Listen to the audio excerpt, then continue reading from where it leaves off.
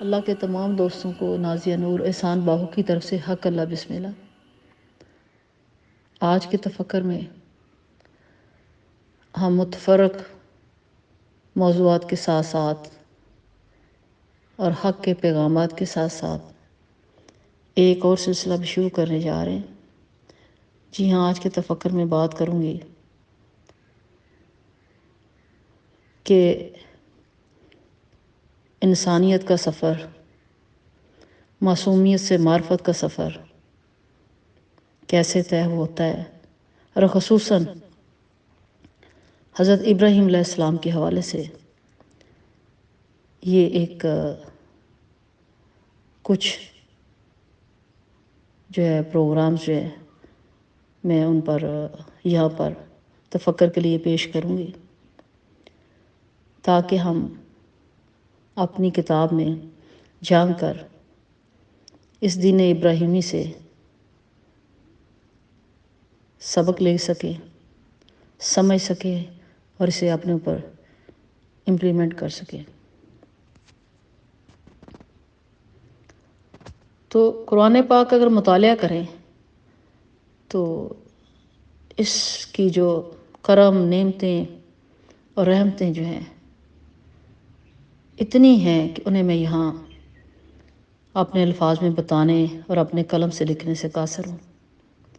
جہاں بہت کچھ مجھے حاصل ہوا، وہاں یہ بھی احساس ہوا کہ ایک وقت ایسا بھی تھا کہ کرہ ارض پر انسان اپنے خالق سے اس قدر دور ہو گیا کہ پورے کرہ ارض پر خالص اللہ کا نام لینے والا کوئی نہیں تھا۔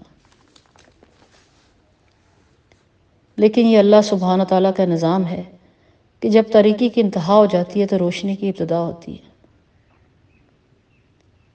تو 2000 قبل مسیح کے لگ بھگ میسوپوٹیمیا، جو کہ اس وقت انسانیت کا مرکز تھا، میں جب شرک و گمراہی اپنی انتہا کو پہنچ گئی تو گمراہی کے اس گھپ اندھیرے میں اللہ تعالیٰ نے ہدایت کا سورج طلوع کرنے کا اہتمام فرمایا۔ جی ہاں، اور کی شہر کا باسی آذر امیر طبقہ سے تعلق رکھتا تھا۔ وہ ریاست کا بہت بڑا عہدیدار تھا اور بادشاہ کے قریبی مصاحبوں میں سے تھا۔ اس وقت اگر مادی ترقی تھی تو ساتھ ہی جو روحانی جو تھا، جو کہہ سکتے ہیں شکست اور روحانی جو گراوٹ تھی، اخلاقی گراوٹ تھی، وہ اپنے انتہا کو پہنچی ہوئی تھی۔ اسی روحانی شکست و ریخت و گمراہی کے ماحول میں آزر کے گھر ایک بیٹا پیدا ہوا جس کا نام ابراہیم رکھا گیا ہے، یعنی حضرت ابراہیم علیہ السلام پیدا ہوئے۔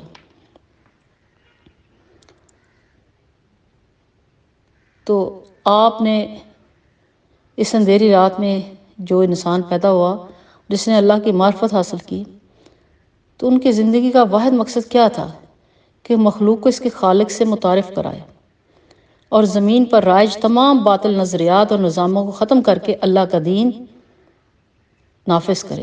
اس عظیم بندے کا نام ابراہیم علیہ السلام تھا۔ حضرت ابراہیم علیہ السلام کی پیدائش کے زمانے کے متعلق تمام دلائل کا جائزہ لینے کے بعد یہ محسوس ہوتا ہے کہ آپ کی پیدائش 2000 قبل مسیح سے 1800 قبل مسیح کے درمیان کسی وقت ہوئی۔ نصرانی یا یہودی لٹریچر کو اگر انالیسس کریں تو اس میں آپ کا نام ابرام، ابراہم اور ابراہیم آتا ہے۔ اب عربی زبان اب باپ کو کہتے ہیں اور راہیم کلدانی زبان میں عوام کے لیے استعمال ہوتا تھا۔ اس طرح ابراہیم کا مطلب بنتا ہے لوگوں کا باپ۔ کچھ لوگوں کا خیال ہے کہ ابراہیم دو لفظوں اب اور رحم سے بنا ہے، جس کا مطلب ہے رحم کرنے والا باپ۔ اسحاق بن بشیر کی کتاب المبتدا کے مطابق حضرت ابراہیم علیہ السلام کی والدہ کا نام امیلہ تھا، جبکہ القلبی کے مطابق آپ کی والدہ کا نام بونا بنت کربا بن کوسا تھا، جن کا نسب نامہ جو ہے ارفشاد بن سام بن نو سے جا ملتا ہے۔ کچھ دیگر روایات کے مطابق آپ کی والدہ کا نام امتالی بنت کرناب بتایا جاتا ہے۔ آزر کے دو اور بھی بیٹے تھے جن کا نام ناہور اور ہاران تھا۔ حضرت ابراہیم علیہ السلام آزر کے 3 بیٹوں میں سے منجلے تھے۔ ہاران کے بیٹے لوط علیہ السلام تھے، جو حضرت ابراہیم علیہ السلام کے ساتھ رہے، ان سے تربیت حاصل کی، ان کے ساتھ ہجرت میں بھی وہ شریک تھے، اور آخر کار نبوت کے مرتبے پر بھی وہ سرفراز ہوئے، جو حضرت لوط علیہ السلام تھے۔ حضرت ابراہیم علیہ السلام کا اگر شجرہ نسب ہم جائزہ لیں تو ہم مکمل طور پر ان کو شجرہ نسب کے لیے بائبل کے پرانے عہد نامے کے اوپر انحصار کرنے پر ہم مجبور ہیں، کیونکہ بائبل میں ہمیں اس سلسلے میں انفارمیشن ملتی ہیں۔ پھر اس سلسلے میں انگلینڈ کے ایک پروفیسر ہیں، پروفیسر ہال، تو انہوں نے انتہائی جو ہے محنت کے بعد 1988 عیسوی میں انہوں نے ایک چارٹ بنایا، دی وال چارٹ آف ورلڈ ہسٹری، جس میں پروفیسر ہل نے کیا کیا، آدم علیہ السلام سے لے کر آج تک کی خاص شخصیات کا سلسلہ دکھایا ہے۔ اس چارٹ میں پروفیسر ہل نے آدم علیہ السلام سے لے کر موسیٰ علیہ السلام کی تمام عظیم ہستیوں کے متعلق معلومات جو اسرائیلی کتابوں سے اخذ کی ہوئی ہیں۔ تو پھر اس سلسلے میں ہال کو بھی کنسلٹ کیا گیا، اور باقی جو ہے کتب ان کو بھی کنسلٹ کی گئیں۔ تو اس میں کہ یہ بڑا ایک امپورٹنٹ بات ہے کہ یہ عمریں جو تھیں، اس میں کتابوں میں جو درج شدہ سال کا مطلب کیا ہے یہ معلوم نہیں، کیونکہ شمسی سال اور قمری سال کا تصور پچھلے 2-2.5 ہزار سال سے شروع ہوا۔ اس سے پہلے وقت اور سال ناپنے کا کیا نظام تھا یہ جاننے کا ہمارے پاس کوئی ذریعہ نہیں ہے۔ بہرحال اگر ترتیب نے اس کو تو اس طرح سے بنتا ہے کہ پرانے عہد نامہ میں اگر دی گئی عمروں میں سال سے کیا مراد ہے، اس کے متعلق جو ہے حتمی طور پہ کچھ نہیں کہا جا سکتا، صحیح صورتحال صرف اللہ جانتا ہے۔ تو آدم علیہ السلام کو 930 سال قبل جو ہے اگر مرتب کریں تو انہوں نے تقریباً ان کی عمر 930 سال ہوئی، اور ان کی بعثت کا سال تقریباً وہ کہتے ہیں 1,00,000 سال قبل مسیح، یعنی آدم علیہ السلام نسل انسانی کے باپ اور پہلے نبی ہیں۔ اس کے بعد شیش علیہ السلام آتے ہیں، انہوں نے 912 سال عمر پائی اور نسل انسانی میں دوسرے نبی قرار دیے گئے۔ پھر انوش 905 سال عمر پائی، اس نے پہلی معاشرتی پابندی عائد کی کہ کوئی کنین کی اولاد سے شادی نہ کرے۔ پھر کینان کا جو آتا ہے نام 910 سال عمر پائی، عرب روایات کے مطابق بہت بڑا دانشمند حاکم جسے معجزے برپا کیے، اس کی سلطنت تمام انسانوں پر محیط تھی، اتنی بڑی سلطنت تھی۔ پھر مہلائل جو ان کا نام آتا ہے 895 سال عمر پائی، تو انہوں نے پہلی دفعہ جو تھا ووڈ کٹنگ، درخت کٹوا کرنا شہر آباد کیے۔ پھر یارد آتے ہیں 962 سال جو ہے عمر پائی، تو یارد نے انوش کی عائد کردہ پابندی جو تھی کہ کوئی کنان کے قبیلے میں شادی نہ کرے، پابندی توڑی اور کنان کی اولاد سے شادی کی۔ اس طرح معاشرتی پابندیوں کو توڑنے کا رجحان جو تھا سلسلہ شروع ہوا۔ پھر ادریس اخنو 365 سال عمر پائی، تاریخ انسانی کے تیسرے نبی، آدم پہلے، شیش دوسرے اور ادریس تاریخ انسانی کے تیسرے نبی۔ سب سے پہلے قلم استعمال کیا، خط رمل شروع کیا، کپڑے سینے کے لیے سب سے پہلے سوئی استعمال کی، مدنی سیاست کی بنیاد رکھی۔ اور اس کے بعد متوشلہ 969 سال عمر پائی، اس کی نسل نے بلغراد، مشرقی یورپ کے دوسرے علاقوں روس کو آباد کیا۔ پھر لامک 777 سال عمر پائی، پہلا انسان جو اپنے باپ کی موت سے 5 سال پہلے قدرتی موت مر گیا۔ اس کے زمانے میں اولاد آدم میں پھوٹ پڑی۔ پھر نوح علیہ السلام کا تذکرہ، 950 برس انہوں نے عمر پائی، اور 3900 قبل مسیح سے اور 2900 قبل مسیح کا جو ہے زمانہ ان کا گنا جاتا ہے۔ تو آپ نے جو دعا کی تھی، تاریخ انسانی کا سب سے زیادہ جو تھا تباہ کن سیلاب آیا حضرت نوح کے زمانے میں۔ پھر سام کا ذکر آتا ہے 600 سال، تو 2400 سے 3400 قبل مسیح تک کا ان کا وہ زمانہ گنا جا رہا ہے۔ صالح علیہ السلام، ہود اور ابراہیم علیہ السلام اور لوط علیہ السلام ان کی اولاد سے ہوئے۔ ارفشاد جو تھے 438 سال عمر پائی، اور ان کا جو زمانہ گنا جاتا ہے وہ 2300 قبل مسیح سے 3300 قبل مسیح کے درمیان۔ اس کی اولاد سے ابراہیم اور لوط پیدا ہوئے، اور آشور کے بارے میں کوئی نہیں انفارمیشن مل سکی۔ اس نے نینوا شہر کی بنیاد رکھی۔ ارم کے آگے آتا ہے ان کا قبیلہ۔ صالح اور ہود اس کی اولاد سے پیدا ہوئے۔ پھر ہود کا آتا ہے تذکرہ، 150 سال جو ہے وہ عمر پائی، اور 2200 سے 2500 قبل مسیح جو ہے وہ ان کا زمانہ گنا جاتا ہے۔ قوم عاد کی طرف نبی بنا کر بھیجے گئے، تو ان کی قوم عاد آندھی کے عبرت ناک طوفان میں فنا کی گئی۔ تو اس کے بعد صالح علیہ السلام کا ذکر آتا ہے، انہیں 58 ایئرز عمر پائی۔ قوم سمود کی طرف نبی بنا کر بھیجے گئے، اور ان کی قوم سمود زلزلہ کے ہیبت ناک عذاب میں نیست و نابود کی گئی۔ پھر آبر کا ذکر آتا ہے، 464 برس انہوں نے عمر پائی، اور 2247 سے 2281 قبل مسیح ان کا زمانہ گنا جاتا ہے۔ تو ان کے زمانے میں اولاد آدم میں پہلی بار زمین پر جھگڑا ہوا، اور انہوں نے پہلی بار لوگوں میں اراضی تقسیم کی۔ اس کے بعد فالغہ اروا، تو اروا کے زمانے میں انہوں نے 239 سال عمر پائی۔ یہ زمانہ بنتا ہے کہ 2217 قبل مسیح کا۔ اس کے زمانے میں بت پرستی جو ہے شروع ہوئی۔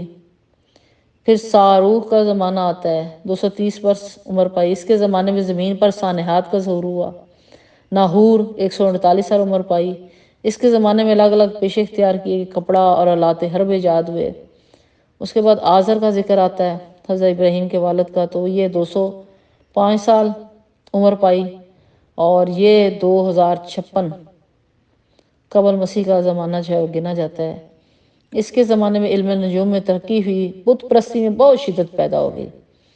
اس کے بعد حضرت ابراہیم علیہ السلام جنہوں نے 175 سال عمر پائی، یہ 1996 سے 2000 قبل مسیح کا تقریباً یہ دور گنا جاتا ہے۔ اور خلیل اللہ، ابو الانبیاء حضرت ابراہیم علیہ السلام شرک کے خلاف وہ نسل انسانی کے سب سے بڑے مجاہد تھے، ہیں اور ہمیشہ رہیں گے۔ قرآن پاک میں اللہ تعالیٰ نے کسی اور انسان کی اتنی تعریف نہیں فرمائی جتنی جو ہے ابراہیم علیہ السلام کی گئی ہے، کہ اللہ تعالیٰ وہ فرماتے ہیں، جب حضرت ابراہیم کا ذکر آتا ہے تو قرآن مجید میں یوں معلوم ہوتا ہے کہ محبت کا ایک سمندر ہے جو ٹھاٹھے مار رہا ہے۔ جس انداز میں اللہ تعالیٰ اپنے اس بندے کی تعریفیں فرماتے ہیں، اس کی اور کوئی مثال نہیں ملتی۔ مثلا واقعہ یہ ہے، ایک جگہ لکھا ہوا ہے کہ ابراہیم اپنی ذات میں ایک امت تھا، اللہ کا مطیع فرمان اور یکسو، اور کبھی مشرک نہ تھا۔ پھر ایک اور جگہ فرماتے ہیں، لکھتے ہیں، حق یہ ہے کہ ابراہیم علیہ السلام بڑا رقیق القلب اور خدا ترس اور بردبار آدمی تھا۔ پھر ایک جگہ اور لکھتے ہیں، اور ابراہیم علیہ السلام تمام آزمائشوں میں پورا اتر گیا۔ اور پھر ایک جگہ اور فرماتے ہیں، یقیناً ابراہیم علیہ السلام ہمارے مومن بندوں میں سے تھا، اور ابراہیم علیہ السلام نے وفا کا حق ادا کر دیا۔ پورے قرآن مجید میں صرف 2 انسانوں کا نام لے کر اللہ تعالیٰ نے واشگاف الفاظ میں اپنے بندوں کو بتایا کہ ان کی زندگی نسل انسانی کے لیے اسوہ حسنہ کا درجہ رکھتی ہے۔ بے شک محمد رسول اللہ صلی اللہ علیہ وسلم کی زندگی میں تمہارے لیے کہ تم اللہ اور یوم آخرت سے ڈرتے رہو اور کثرت کے ساتھ اس کا ذکر کرنے والا ہو، پیروی اور اتباع کے واسطے ایک بہترین نمونہ ہے۔ اس سورہ الاحزاب میں یہ درج ہے کہ محمد صلی اللہ علیہ وسلم کی زندگی جو ہے وہ تمام انسانیت کی پیروی اور اتباع کے واسطے ایک بہترین نمونہ ہے۔ پھر سورہ الممتحنہ میں جو ہے وہ بات بیان کی، وہ یہ کہ بے شک تمہارے لیے ایک بہترین نمونہ عمل ابراہیم اور ان کے ساتھیوں کے اعمال زندگی میں ہے۔ یعنی اللہ تعالیٰ کا جو پیغام ابراہیم علیہ السلام نے بندوں کو دیا، اس کے متعلق باری تعالیٰ کا ارشاد ہے، سورہ نحل آیت نمبر 123 پارہ نمبر 14 کا ترجمہ یہاں پر پیش کر رہی ہوں کہ پھر ہم نے آپ کی طرف وحی بھیجی، پھر ہم نے آپ کی طرف وحی بھیجی کہ یہ کہ یکسو ہو کر ابراہیم علیہ السلام کی پیروی اور اتباع کرتے جاؤ، اور ابراہیم مشرکوں میں سے نہ تھا۔ یہ آیت نمبر 123 ہے سورہ نحل کی۔ اور اس کے بعد سورہ ممتحنہ میں ہی چوتھے پارے میں آیت نمبر 28 میں بیان کیا گیا ہے کہ تمہیں ابراہیم اور ان کے ساتھیوں کی اسوہ حسنہ یعنی کہ ان کے بہترین اور خوبصورت جو ہے طریقہ زندگی کو اپنانا چاہیے۔ پھر سورہ بقرہ کی آیت نمبر 130، اس میں حضرت ابراہیم کا ایسے ذکر آتا ہے، اور کون ہے جو ابراہیم کے طریقے سے منہ پھیرے سوائے اس کے کہ جس نے اپنے آپ کو حماقت اور جہالت میں مبتلا کر لیا ہو، حالانکہ ابراہیم وہ ہے جس کو ہم نے دنیا میں سرفراز کیا اور آخرت میں اس کا شمار صالحین میں سے ہوگا۔